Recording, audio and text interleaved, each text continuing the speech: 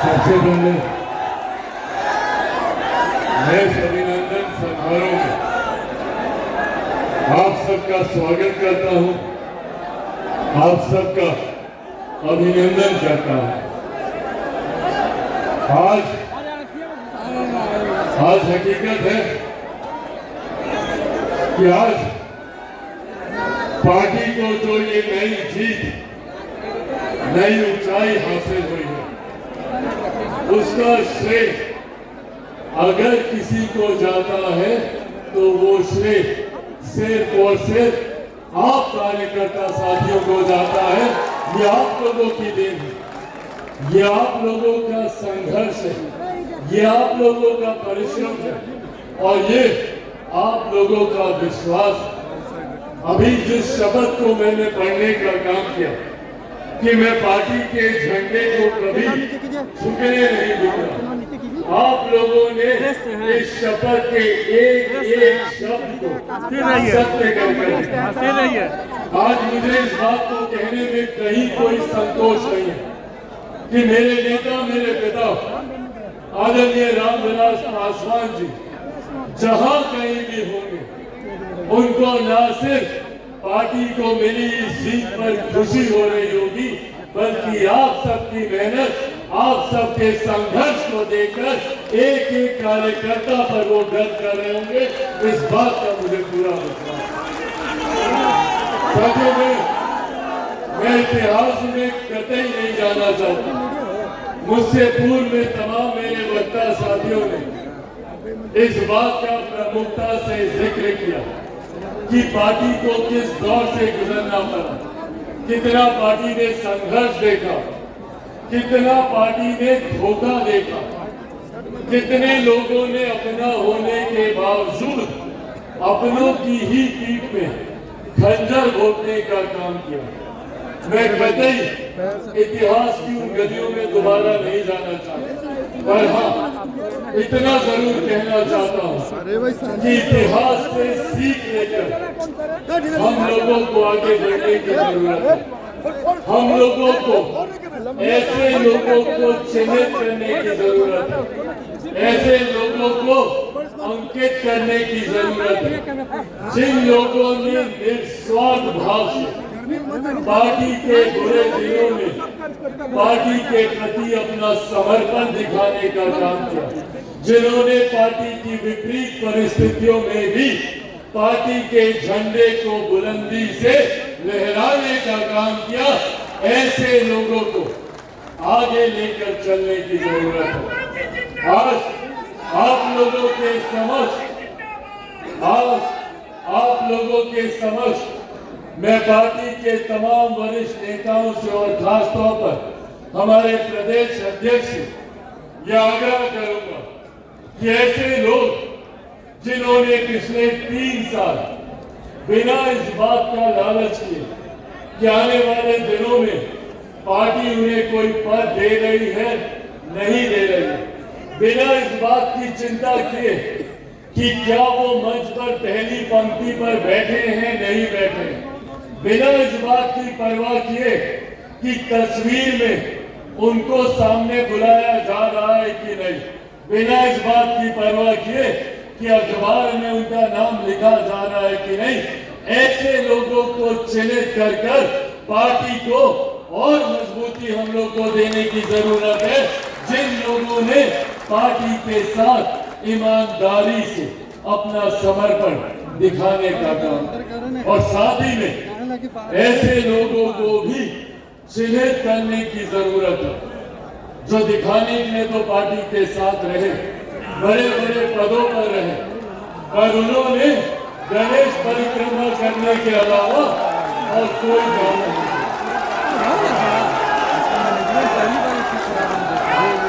पिछले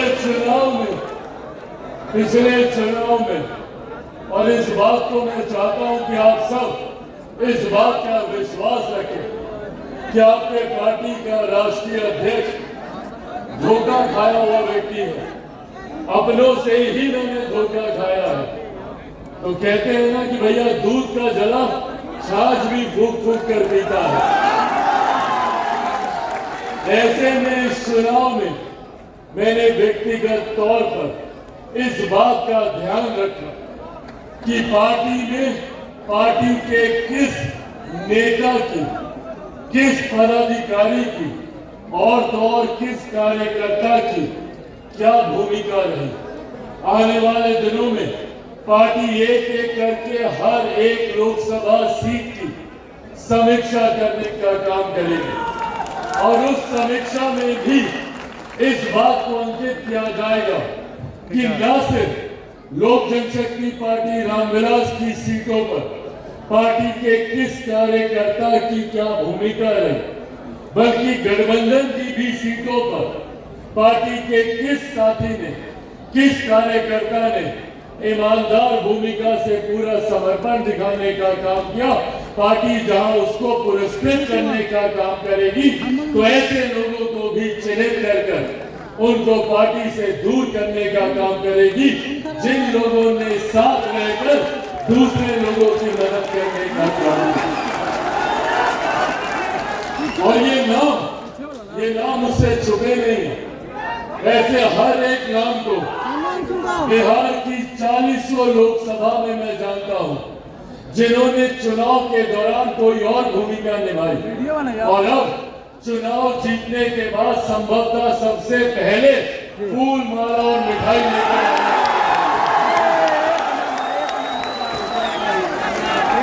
ये बातें आज आप लोग के समक्ष सिर्फ इसीलिए कर रहा हूँ ताकि मेरे पार्टी के उस जमीनी कार्यकर्ता को इस बात का विश्वास हो कि पार्टी आपके समर्पण पर गर्व करती है, पार्टी आप लोगों की ईमानदारी पर गर्व करती है।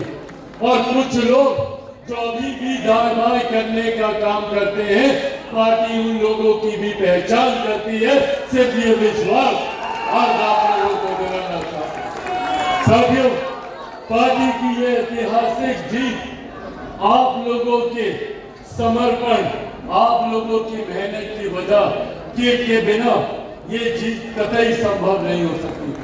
आज जब देश में नहीं दुनिया में इस बात का जिक्र हो रहा है, जब दूसरे देशों में भी जब लोग इस बात की चर्चा कर रहे हैं कि भैया ये हमारे प्रधानमंत्री आदरणीय नरेंद्र मोदी जी का सामर्थ्य है कि वो तीसरी बार लगातार चुनकर देश के प्रधानमंत्री बने हैं, तो ऐसे में हर उस दल का भी आकलन हो रहा है जिस दल ने उनको तीसरी बार प्रधानमंत्री बनाने में एक महत्वपूर्ण भूमिका निभाने का काम किया।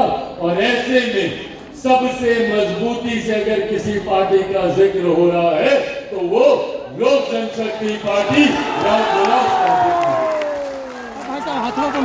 साथियों, ये सामान्य बात नहीं थी, ये सामान्य परिस्थिति नहीं थी कि एक ऐसी परिस्थिति में जहां पर विपक्ष ने साम दाम दंड भेद पूरी अपनी ताकत, पूरी अपनी शक्ति लगा दी कि किसी भी तरीके से एनडीए के प्रत्याशियों को चुनाव हराया जाए।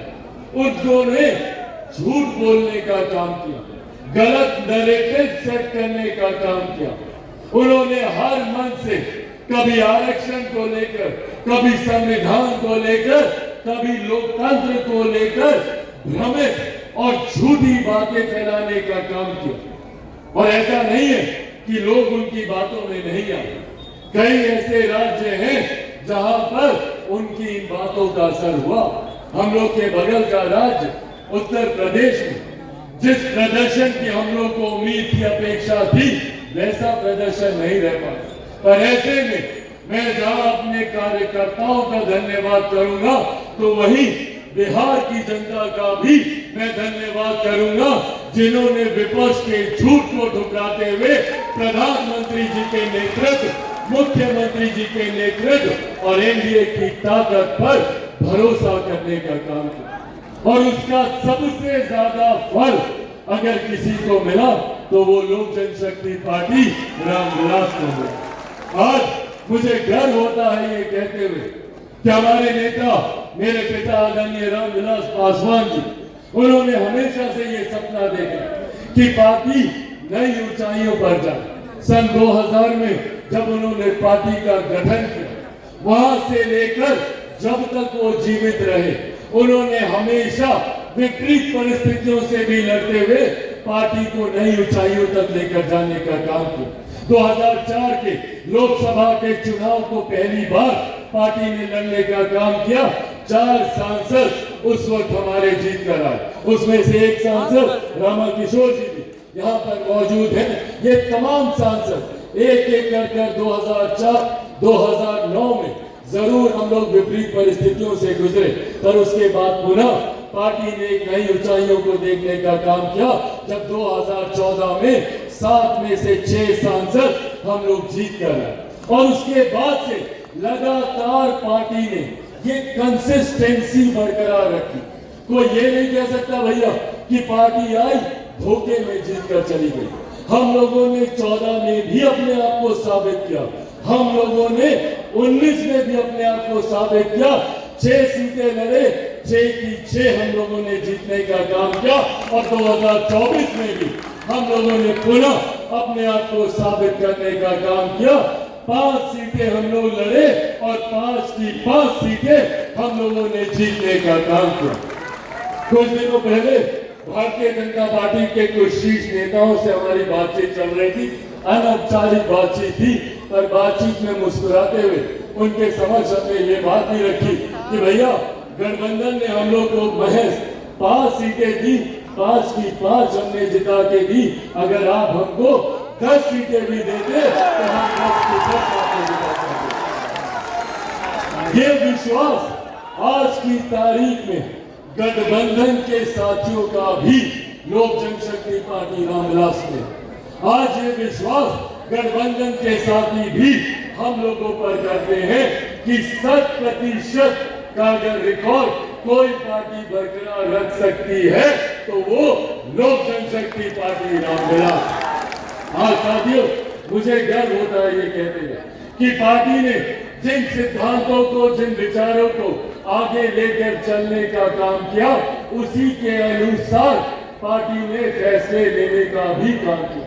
लोक जनशक्ति पार्टी रामविलास ने हमेशा बिहार फर्स्ट, बिहारी फर्स्ट की सोच को धरातल पर उतारने का प्रयास किया। ऐसे में हमेशा हर मंच से मैंने प्रमुखता से जिक्र किया कि किसी भी देश, किसी भी प्रदेश में एक उस प्रदेश की आधी आबादी उस प्रदेश की ताकत होती है, तो दूसरी वहां की युवा शक्ति उस देश की, उस प्रदेश की ताकत होती है। हमेशा से मैंने महिलाओं और युवाओं को आगे लाने की बात की। आज मुझे खुशी है इस बात की कि न सिर्फ लोक जनशक्ति पार्टी रामविलास ने युवाओं को, महिलाओं को आगे लाने की बात की, बल्कि जब हम लोगों ने टिकट का वितरण किया, जब हम लोगों ने प्रत्याशियों का चयन किया, तो उसमें भी न सिर्फ बिहार प्रदेश ने बल्कि पूरे देश ने देखा कि ये पार्टी सिर्फ महिलाओं और युवाओं की बात ही नहीं करती, बल्कि महिलाओं और युवाओं को उचित प्रतिनिधित्व भी देने का काम करती है। आज हम लोग को गर्व है भैया, महज 5 सीटों पर हम लोग चुनाव लड़ रहे थे। कितने समीकरण कोई इन 5 सीटों पर साध सकता है, पर उसके बावजूद इन 5 सीटों में से 4 सीटों पर युवा और 2 सीटों पर महिलाओं को हम लोगों ने लड़ाने का काम किया। ये भी पार्टी की वही सोच को दर्शाता है जिस सोच के साथ पार्टी आगे बढ़ने का काम कर रही है। वही साथ हम लोगों ने अनुभव को भी आगे बढ़ाने का हम लोगों ने काम किया। आज मुझे गर्व होता है कि जब मेरे तमाम सांसद लोकसभा जाते हैं और लोकसभा में एक नए बिहार की तस्वीर पूरे देश को दिखाई देती है। एक ऐसे बिहार की तस्वीर जिसको अभी तक अपराध और भ्रष्टाचार के साए में लपेट कर रखा जाता था। अभी तक दशकों से अगर बिहार का जिक्र होता था तो सिर्फ आपराधिक छवि की वजह से होता था, भ्रष्टाचार की वजह से होता था। देश दुनिया के लोगों को बिहार के नेताओं पर, बिहार के सांसदों पर विश्वास नहीं होता। पर आज जब मेरे सांसद बिहार लोकसभा में जब जाने का काम करते हैं तो देश भर के सांसद आकर इनसे मिलते हैं, उन्हें खुशी होती है, गर्व होता है कि ऐसे पढ़े लिखे युवा सांसदों को पार्टी ने मौका देने का काम किया, जो बिहार की एक नई छवि को रखने का काम करे। ये वो नए बिहार की छवि है जिसके निर्माण की कल्पना हम सबके नेता आदरणीय रामविलास पासवान जी ने की थी। ये वो नए बिहार की छवि है जिसकी सोच के साथ बिहार फर्स्ट, बिहारी फर्स्ट आगे बढ़ने का काम कर रहा है। ऐसे में उस छवि को जब हम लोग संसद में प्रस्तुत करने का काम करते हैं तो पार्टी का सर भी इससे ऊंचा होता है। ऐसे में मुझे खुशी है कि हम लोगों के पार्टी में सबसे कम उम्र की सांसद, समस्तीपुर से हमारी सांसद शांभवी चौधरी जी को पार्टी ने मौका देने का काम किया। न सिर्फ ये सबसे कम उम्र की है, बल्कि उम्र कम होने के बावजूद जो इनकी जानकारी है, जो इनका अनुभव है, जो इनकी शिक्षा है, जिस तरीके से ये अपनी बातों को रखने का काम करती है, न सिर्फ हमारे प्रदेश की युवा शक्ति का ये प्रतिनिधित्व करती है, बल्कि ऐसी आदि आबादी जो महिलाओं से आती है उनका भी मजबूती से प्रतिनिधित्व करने का काम शांभवी चौधरी करती है। मैं चाहता हूं एक बार जोरदार ताली से आपको शांभवी जी का यहाँ पर स्वागत करें। वही राजेश वर्मा खगड़िया से हमारे युवा सांसद, तेज तर्रार, इनके भाषण को भी आप लोगों ने सुना, किस खूबसूरती से इन्होंने राष्ट्र कवि रामधारी सिंह दिनकर जी की रश्मि रवि की पंक्तियों को कितनी खूबसूरत से इन्होंने आप सबके सामने रखने का काम किया। ये वो शिक्षा है जो आपकी कार्यशैली को और मजबूत करने का काम करती है। ये वो जानकारी है जो आप लोगों की समस्या का समाधान रखने की क्षमता रखती है। ऐसे में मुझे उम्मीद ही नहीं, पूरा विश्वास है, इन्होंने अपने संबोधन में जिक्र किया खगड़िया का, जहां खगड़िया मेरे नेता, मेरे पिता आदरणीय रामविलास पासवान जी की जन्मभूमि रही है, तो वहीं मेरी भी भूमि रही है। आज भी मैं इन्हीं का वोटर हूँ, इन्हीं को वोट करने में भी खगड़िया शहर बननी चाहता हूँ। तो ऐसे में राजेश वर्मा जब सदन में अपनी बातों को रखेंगे तो ये उन युवाओं का प्रतिनिधित्व करेंगे जो बिहार के युवा आज भी बिहार छोड़कर दूसरे प्रदेशों में जाने के लिए मजबूर होते हैं। जो ऐसे युवा जिनको अपने राज्य में अवसर नहीं मिलते, उनकी उम्मीदों को, उनकी आकांक्षाओं को पूरा करने का काम राजेश वर्मा करेंगे। मैं चाहता हूँ एक बार जोरदार ताली से यहाँ पर मौजूद मैंने अनुभव का भी जिक्र किया। 2 बार की हमारी सांसद, वैशाली से हमारी सांसद आदरणीय वीणा देवी जी का भी आप लोग जोरदार ताली से आप लोग यहाँ पर स्वागत करें। साथियों, कई लोगों ने कई सवाल मुझ पर उठाए जब टिकटों का वितरण हुआ। कई अपनों ने भी सवाल उठाए और बाहर के लोग तो अक्सर सवाल उठाने का काम करते हैं। पर एक बात मैं चाहता हूं कि आप सब भी इस बात को गांठ बांधकर चलें कि माफी मांगने वाले से बड़ा माफ करने वाला होता है। और अगर कोई इंसान ईमानदारी से पश्चाताप करता है और सही समय पर अगर अपनी भूल को सुधारने का प्रयास करता है तो हम लोगों को भी दिल खोलकर अपनाना चाहिए। पर हाँ, शर्त ये होनी चाहिए कि उस पश्चाताप में ईमानदारी होनी चाहिए। शर्त ये होनी चाहिए कि समय रहकर आपको अपनी भूल को सुधारना होगा। जब सारी परिस्थितियां खूबसूरत हो जाए उसके बाद अगर अब कोई दरवाजे पर आए तो उनके लिए लोक जनशक्ति पार्टी रामविलास के दरवाजे हमेशा हमेशा अपने बंद है।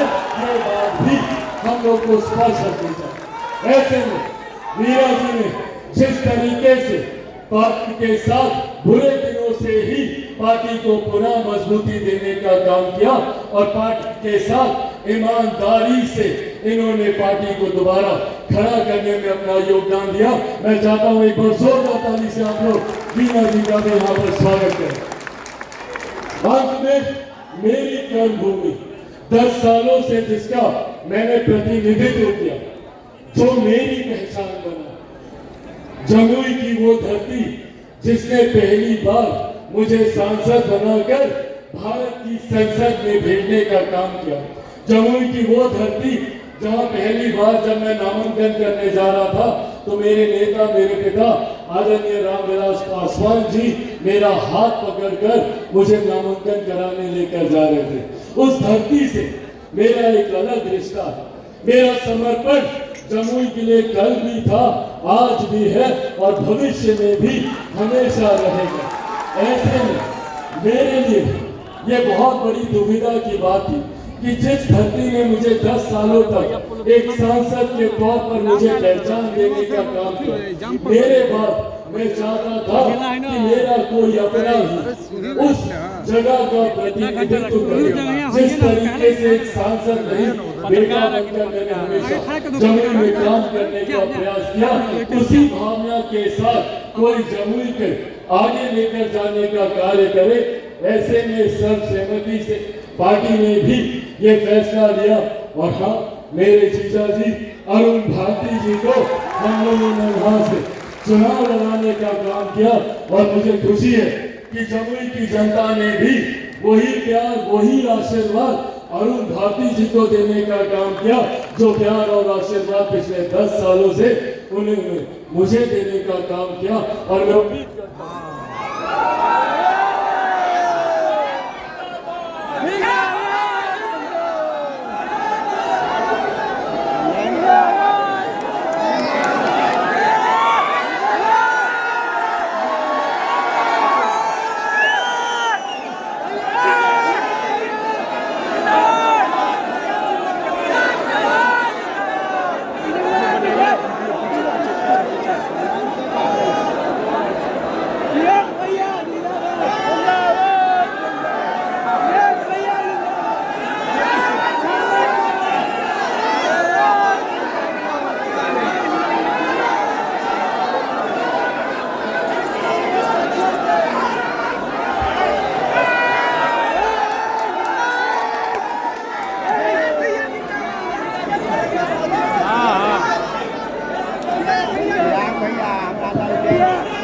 साथियों, मुझे उम्मीद ही नहीं, पूरा विश्वास है कि अरुण भारती जी भी उसी भूमिका में आने वाले दिनों में जमुई को लेकर कार्य करेंगे जिस भावना के साथ मैं कार्य करता था।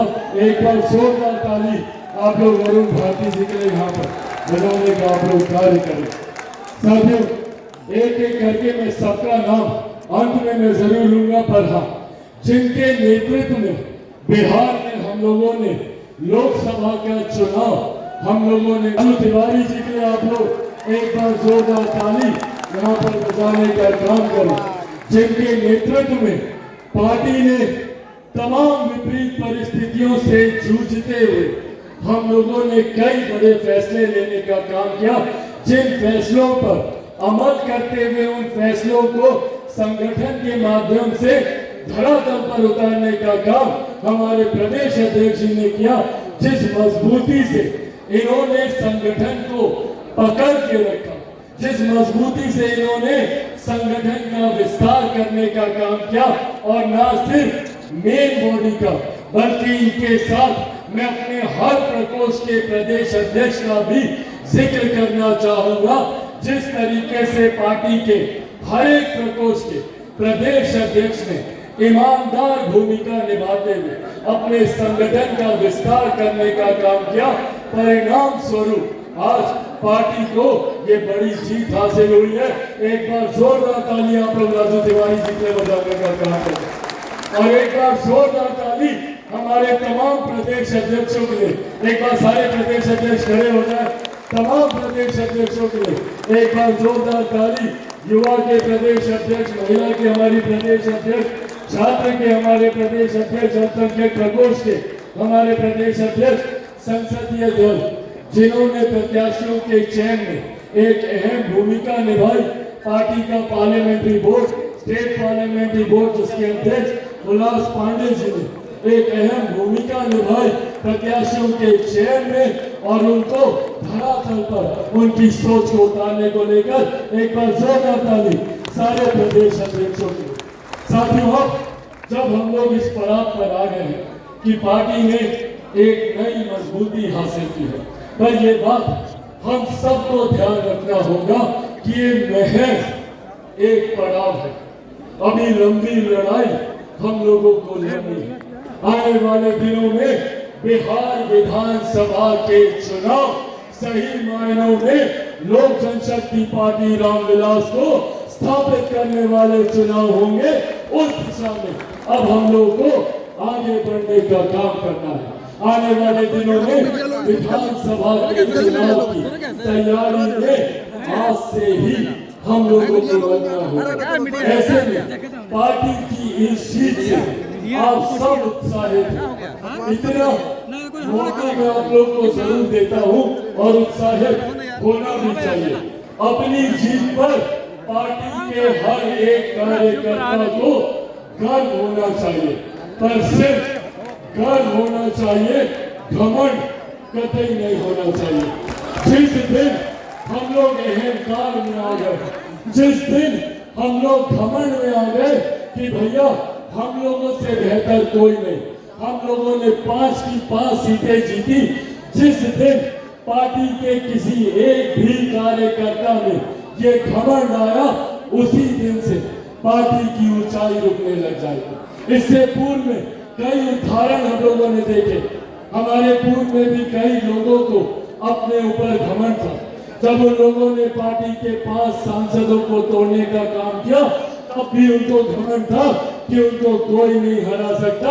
आज उनके 0 सांसद हैं और हमारे 5 के 5 सांसद।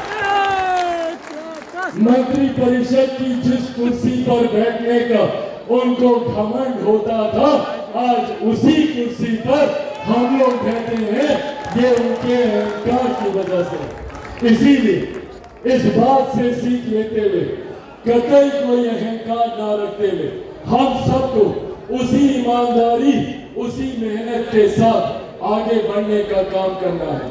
जितनी मेहनत हम लोगों ने पिछले 3 सालों में की है, उससे तिगुनी मेहनत हम लोगों को आने वाले 1.5 सालों में करनी है, जब तक बिहार में विधानसभा के चुनाव नहीं हो जाते। मैं हमारे प्रदेश अध्यक्ष जी से आग्रह करूंगा कि इस बात की समीक्षा आज से ही शुरू कर दी जाए कि जितने पुराने प्रत्याशी हैं, उन लोगों की भूमिका क्या है। आने वाले दिनों में उन सीटों का चयन भी हम लोग करने लग जाए जहां पर लोक जनशक्ति पार्टी रामविलास की मजबूत दावेदारी हो सकती है, जहां पर हम लोगों के संगठन के माध्यम से जीत का विश्वास हो सकता है। चुनाव में प्रभारियों की भूमिका क्या रही, उनसे जानकारी लीजिए, प्रभारियों से जानकारी लीजिए, हमारे जिला अध्यक्षों से जानकारी लीजिए। संगठन के माध्यम से तमाम जानकारी लेकर एक समीक्षा बैठक हर एक जिले में जाकर, क्योंकि हम लोग सिर्फ हम लोग की 5 लोकसभा की बात नहीं कर रहे, हम लोग 40 लोकसभा की बात कर रहे हैं। हर लोकसभा में जिस तरीके से आप लोगों ने संकल्प यात्रा की थी, उसी तरीके से पार्टी के तमाम प्रदेश अध्यक्ष पुनः इस यात्रा पर निकले। इस यात्रा के माध्यम से आने वाले विधानसभा के चुनाव में किन किन और कितनी सीटों पर लोक जनशक्ति पार्टी रामविलास को अपनी मजबूत दावेदारी पेश करनी है, उसका चयन हम लोग करने लग जाएं और कौन कौन संभावित प्रत्याशी हमारे हो सकते हैं, ताकि समय रहते सबको अपने अपने क्षेत्र में तैयारी का मौका मिल जाए। इस कार्य पर अभी से पूरे प्रकोष्ठ के साथ मिलकर हम लोग को उतरने की जरूरत है। साथियों, 2 और महत्वपूर्ण विषय हैं जिसको आप सबके सामने मैं साझा करना चाहता हूं। 5 तारीख को आप सब जानते हैं, हमारे नेता आदरणीय रामविलास पासवान जी का जन्म दिवस होता है। इस 5 तारीख को पुनः उनके जन्म दिवस को हर साल की हम लोग की परंपरा रही है कि हाजीपुर में उनकी प्रतिमा के सामने हम लोग इस कार्यक्रम को आयोजित करते हैं। इस बार भी उसी तरीके से हाजीपुर में ये बड़ा कार्यक्रम हम लोग आयोजित करने जा रहे हैं और उनके जयंती दिवस के दिन से ही इस यात्रा की भी हम लोग शुरुआत करेंगे, जहां पे बिहार के हर एक कोने में जाकर संगठन को और मजबूती विधानसभा के चुनाव के माध्यम से कैसे दे जा सके, इसको लेकर भी चर्चा होगी। और साथ में एक और बहुत महत्वपूर्ण विषय, इससे पूर्व में हमारे प्रदेश अध्यक्ष जी ने जिक्र किया कि ये हॉल इस सभा के लिए बहुत छोटा है। छोटा हो गया ना? इन्होंने कहा कि अगर बापू सभागार भी हम लोग जाते तो वो भी छोटा हो जाता। छोटा हो जाता तो अगला कार्यक्रम कहाँ करना चाहिए?